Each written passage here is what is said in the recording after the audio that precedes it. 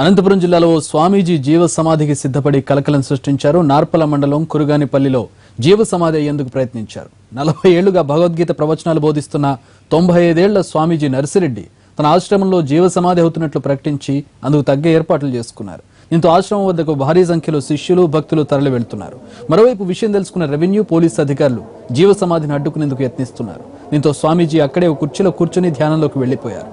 అంతకుముందు ఆయన తాను ధ్యానంలోనే తుదిశ్వాస విడుస్తానని, ఆశ్రమంలోనే సమాధి చేయాలని శిష్యులకు చెప్పారు. జ్ఞానిగా ఉండేటువంటి వాడు నిజం కాదు, శాశ్వతం కాదు, మనమే కాదు, పూర్వీకుల్లో నుండి హరిశ్చంద్రుడు, నరుడు ఇట్లాంటి వాళ్ళ మహానుభావులందరూ కూడా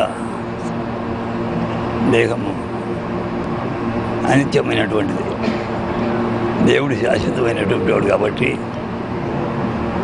ఆయనలో చేరుకునే దానికై ఈ మార్గం మళ్ళా పుట్టుకోకుండా పోవాలని.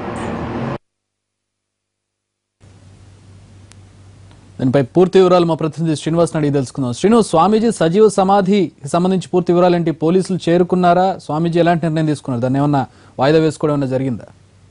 చక్రి, అనంతపురం జిల్లా నార్పల మండలం కురుగానపల్లి సంబంధించిన నర్సిరెడ్డి అనే వ్యక్తి దాదాపు 95 సంవత్సరాలు ఉంటాయి. ఇతను భగవద్గీత ప్రవచనాలు బోధిస్తూ వస్తున్నాడు.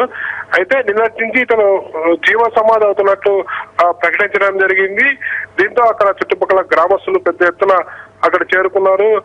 దీంతో ఇటు రెవెన్యూ అలా పోలీసులు కూడా అక్కడికి వెళ్లి దీన్ని పూర్తి స్థాయిలో అరికట్టే ప్రయత్నం చేశారు. జీవ సమాధి అనేది ఉండదు, ఎలా అవుతారు, స్వామి నుంచి తదితర వివరాలు సేకరించడం జరిగింది.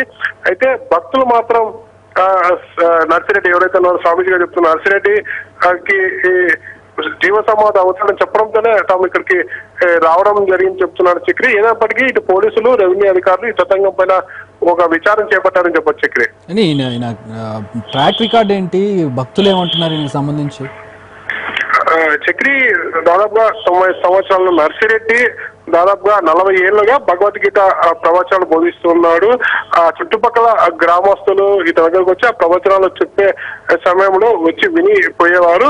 అయితే ఇక్కడ వారు తోచినది తక్షణంగా వేయడం ఇక్కడ అలవాటుగా ఉంది. ఏదైనప్పటికీ ఇతను 2 రోజుల క్రితం నుంచి తాను జీవ సమాధి కావాలని తనకు పిలుపు వచ్చిందని ఒక శిష్యులతో చెప్పినట్టు తెలిసింది. ఈ శిష్యులు ఈ సమాచారాన్ని అటు ఇటు గ్రామాల్లో చేరవేయడంతో చుట్టుపక్కల ఉన్న భక్తులు ఇతన్ని ఎవరు అయితే ఆరాధిస్తారో ఆ భక్తులు మాత్రం నిన్నటి నుంచి ఇక్కడికి వచ్చి స్వామిని దర్శించుకోవడం జరుగుతుంది చక్రి. అయినప్పటికీ జీవ సమాధికి సంబంధించి పోలీసులు, రెవెన్యూ అధికారులు కూడా కొద్దిసేపు అక్కడికి వెళ్ళి ఈ స్వామీజీతో అసలు ఏం చేయబోతున్నారు అనే విషయం పైన కూడా ఆరా తీసినట్టు తెలుస్తుంది చక్రి. అంటే ఏమన్నా ఏర్పాట్లు చేసుకున్నారా? గొయ్యి తవ్వడం ఇలాంటివి ఉంటాయి కదా జీవ సమాధి చక్రి. ఆ జీవ సమాధికి సంబంధించి ఏర్పాట్లు చేయలేదు, కానీ తను చదువు సాధించిన తర్వాత ఎక్కడ ఏం చేయాలన్న సమాచారం మాత్రం శిష్యులకు చెప్పాడు. అయితే శిష్యులతో పాటు మనం కొంతమంది మాట్లాడే ప్రయత్నం చేసినప్పటికీ స్వామీజీ తనువు చాలిస్తా అని చెప్పారు, కానీ పూర్తి స్థాయిలో జీవ సమాధికి సంబంధించి ఏర్పాట్లు ఎక్కడ చేసుకున్న దాఖలాలు కనపడడం లేదు చక్రి. భక్తులు అయితే మాత్రం ఇతన్ని ఎవరైతే ఉన్నారో ప్రవచనాలు వింటున్న భక్తులు మాత్రం అతను చూడడానికి మాత్రం ఆ గ్రామానికి తరలి వస్తున్నారు. Thanks for the update Srinivas.